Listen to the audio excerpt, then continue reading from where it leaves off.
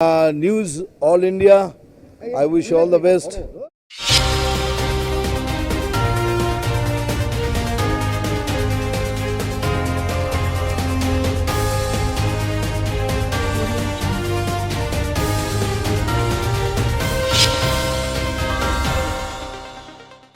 নমস্কার, নিউজ ওরিয়েন্টের পর্দায় আপনাদের স্বাগত। আপনাদের সঙ্গে আমি অর্পিতা। শুরু করছি আজকের বিস্তারিত খবর। 22শে জানুয়ারি অযোধ্যার রাম মন্দিরে প্রাণ প্রতিষ্ঠা করবেন প্রধানমন্ত্রী নরেন্দ্র মোদী। এবার ওই দিনেই পাল্টা কর্মসূচির ডাক দিলেন মুখ্যমন্ত্রী মমতা বন্দ্যোপাধ্যায়। নবান্নের সাংবাদিক বৈঠকে মমতা বন্দ্যোপাধ্যায় বললেন, ওই দিন হাজরা থেকে পার্ক সার্কাস পর্যন্ত সংহতি মিছিল হবে। আমি বারবার বলি, ধর্ম যার যার আপনার, উৎসব কিন্তু সবার। আমাদের এখানে 23শে জানুয়ারি হয়েছে, 26শে জানুয়ারি হয়েছে, 22শে জানুয়ারিও আমরা, এটা কিন্তু আমার দলের প্রোগ্রাম। আমি নিজে একটা র্যালি করব। আমি প্রথমে নিজে কালী মন্দিরে যাব, ওটা সবাই যাবে না। আমি মা কালীকে পুজো দিয়ে হাজরা থেকে সর্বধর্মের মানুষকে নিয়ে মিছিল করে পার্ক সার্কাস ময়দানে গিয়ে আমরা একটা মিটিং করব।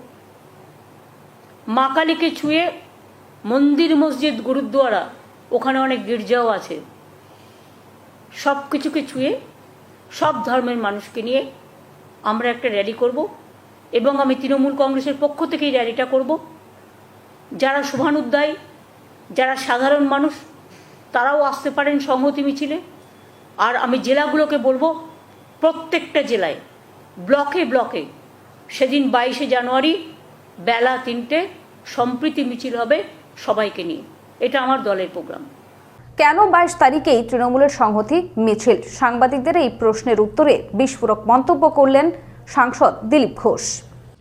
না দেখুন, এনগেজ উনি করলে হবে? রামের ইচ্ছায় সব হচ্ছে। যারা চিরদিনই দেশের একতার বিরুদ্ধে, সংহতির বিরুদ্ধে কাজ করে এসছেন, তারাই সংহতি মিছিল করছেন। এর চেয়ে বিড়ম্বনা কী হবে? আর কেন্দ্রের সরকার বা দেশ জুড়ে যা অনুষ্ঠান হয় তার বিরোধিতা মমতা ব্যানার্জি চিরদিন করেছেন।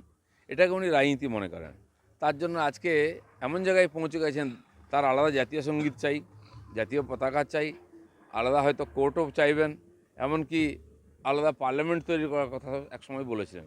তো যার ব্যবহারের মধ্যে, যার চিন্তাভাবনার মধ্যে কোথাও সংহতি, একতা নাই, তিনি সংহতি যাত্রা যতই করুন কিচ্ছু হবে। ওরা নিজের হাতের ফের কেন্দ্রের বঞ্চনার প্রতিবাদে তৃণমূল মহিলা কংগ্রেস এবার পথে নামল। সভানেত্রী চন্দ্রিমা ভট্টাচার্যের নেতৃত্বে এদিন বিড়লা প্ল্যানেটেরিয়ামের সামনে থেকে প্রতিবাদ মিছিলের আয়োজন করা হয়। মিছিলে সামিল ছিলেন শশী পাজা সহ মহিলা তৃণমূল কংগ্রেসের নেতৃত্ব, মহিলা কর্মী সমর্থকরা। সময় এখন একটি ছোট্ট বিরতির। ফিরে আসছে বিরতির পর, সঙ্গে থাকুন। রুবি হসপিটালের খুব কাছে বিমান্তা হোটেলের পাশে Ruby guest house. Ruby guest হাউসে আসলেই আপনারা কম দামে পেয়ে যাবেন রুম ভাড়া। তাহলে আজই চলে আসুন রুবি গেস্ট হাউসে। Ruby guest house. ফিরে এলাম বিরতির পর। আসছে এবারে বিস্তারিত খবরে। 150 বছরের ইতিহাসে এই প্রথম দুজন আইপিএস অফিসারকে কলকাতা পুলিশের অ্যাসিস্ট্যান্ট কমিশনার পদে বদলি করল রাজ্য স্বরাষ্ট্র দপ্তর। এতকাল আইপিএস অফিসারদের কলকাতা পুলিশের ডিজি পদেই বদলি করা হতো, এখন এই প্রথম ইতিহাস করল। 22শে জানুয়ারি অযোধ্যায় রাম মন্দিরের উদ্বোধন, তারপরই লোকসভা ভোটের দিনক্ষণ ঘোষণা করতে পারে কেন্দ্রীয় নির্বাচন কমিশন, এমনটাই রাজনৈতিক মহলের অভিমত। তবে নির্বাচন কমিশন থেকে পুলিশ প্রশাসনের অন্তরে সেই নির্বাচন নিয়ে প্রস্তুতি ইতিমধ্যেই শুরু হয়ে গিয়েছে। সীমান্ত এলাকায় দালাল সহ 4 জনকে গ্রেফতার করল বিএসএফ জওয়ানরা। জানা গিয়েছে, সোমবার রাতে দালাল মারফত তারালি সীমান্ত দিয়ে অবৈধভাবে ভারতে প্রবেশ করায় বিএসএফ জওয়ানরা 2 বাংলাদেশিকে গ্রেফতার করেন। ওই দুজনকে জিজ্ঞাসাবাদের পর 2 দালালকেও গ্রেফতার করেন তারা। পরে তাদের স্বরূপনগর থানার পুলিশের হাতে তুলে দেওয়া হয়। সময় এখন একটি ছোট্ট বিরতি। ফিরে আসছে বিরতির পর, সঙ্গে থাকুন। গাড়ি চালানো শিখতে চান? দীর্ঘ 24 বছর ধরে সরকার অনুমোদিত স্কুলে মহিলা এবং পুরুষদের গাড়ি চালানো শিখিয়ে এবং ড্রাইভিং লাইসেন্স দিয়ে রোজই রোজগারের সুবন্দোবস্ত করে দেওয়া হয়। এক্ষুনি চলে আসুন সরকার অনুমোদিত নস্কর মোটর ট্রেনিং স্কুলে, তিলচলার থানার সামনে, ভিআইপি নগর এবং অজয়নগর, মুকুন্দপুরে।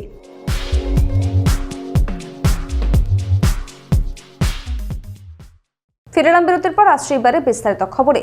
হাইকোর্টের বিচারপতির নির্দেশের পর তৃণমূল নেতা শেখ শাহজাহানের বাড়িতে বসানো হলো সিসিটিভি ক্যামেরা। গতকাল হাইকোর্টের বিচারপতির নির্দেশ ছিল ওই বাড়িতে কাদের আনাগোনা তা গতিবিধি লক্ষ্য করার জন্য বসাতে হবে সিসিটিভি। সেই পরিপ্রেক্ষিতেই গত রাতেই সিসিটিভি ক্যামেরা বসানো হয় শেখ শাহজাহানের বাড়িতে। বাইকের হাতলে চরস বোঝাই ব্যাগ রেখে যুবককে মাদক মামলায় ফাঁসানোর চেষ্টায় অভিযোগে আরও দুজনকে গ্রেফতার করল কলকাতা পুলিশ। ধৃতরা হলো দিলশাদ এবং মহাদেব। কসবা থানা এবং লালবাজারের গুন্ডা দমন শাখার গোয়েন্দাদের যৌথ উদ্যোগেই এই দুজনকে গ্রেফতার করা গিয়েছে। সময় এখন একটি ছোট্ট বিরতি, ফিরে আসছে বিরতির পর সঙ্গে থাকুন। আরজু মানেই আপনার মনের মতো ফার্নিচার। আসুন দেখে নিন আপনার পছন্দ অনুযায়ী অফিস বা ঘর সাজানোর জন্য নতুন ডিজাইনের ফার্নিচার, ডিজাইনেবল সোফা, আলমারি, ড্রেসিং টেবিল, অফিসের জন্য রকমারি চেয়ারের সাথে দোলনা, বিভিন্ন রকম ডিজাইনেবল ফার্নিচার। তাহলে আর দেরি না করে চলে আসুন আরজুতে। 74 Rajdanga gold park, Kolkata 700107, 52D Raja SC Mallick road, Jadavpur, Kolkata 700032। Phone number 8100472255, 8240411427। ফিরে এলাম বিরতির পর। আসছে এবারে বিস্তারিত খবরে। শেষ হলো এই বছরের গঙ্গাসাগর মেলা। মঙ্গলবার রাতে প্রথম মাফিক ক্যাম্প ফায়ারের পর মেলার আনুষ্ঠানিক সমাপ্তি ঘোষণা করা হয়। জানা গিয়েছে সোমবার রাত সন্ধ্যা থেকে দীর্ঘক্ষণ ভাটার কারণে জলস্তর নেমে যায়। সেই কারণে বেশ কয়েক ঘন্টা ভেসেল চলাচল বন্ধ রাখতে হয়। অনেক রাতে জোয়ার এলে স্বাভাবিক হয় পরিষেবা। কাতারে কাতারে পুণ্যার্থী ভোরের দিকে গঙ্গাসাগরে ঢোকেন। মূলত তারাই এদিন সকাল সকাল স্নান সেরে কপিল মন্দিরে পুজো দিতে ভিড় জমান। দুই হাই ভোল্টেজ অনুষ্ঠানকে ঘিরে দেশের নিরাপত্তা ব্যবস্থা জোরদার করা হয়েছে। সাধারণতন্ত্র দিবসের আগে 22শে জানুয়ারি রাম মন্দির উদ্বোধন। হাই ভোল্টেজ দুই অনুষ্ঠানকে ঘিরে দেশের নিরাপত্তা ব্যবস্থা জোরদার করা হয়েছে। এবারে ভারত পাক সীমান্তে বিশেষ নজরদারির সময়সীমা বাড়ানো হলো। অন্যান্য বছর সাধারণতন্ত্র দিবস উপলক্ষে 10 দিনের বিশেষ নজরদারি চলে সীমান্তে।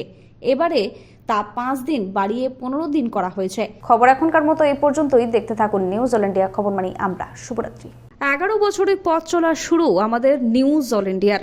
15ই আগস্ট 2023 থেকে নতুন সাজে নতুন রূপে নিউজ অল ইন্ডিয়া। আপনাদের কাছে অনুরোধ, আমাদের চ্যানেলটি সাবস্ক্রাইব করুন, লাইক করুন এবং শেয়ার করুন।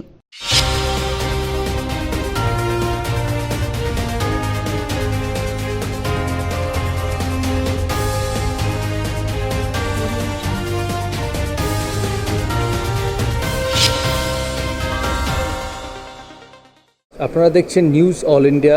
আমিও দেখি, আপনারাও সবাই দেখুন। আশা করি ঠিক খবর, ভালো খবর আপনাদের কাছে পৌঁছতে পারবে।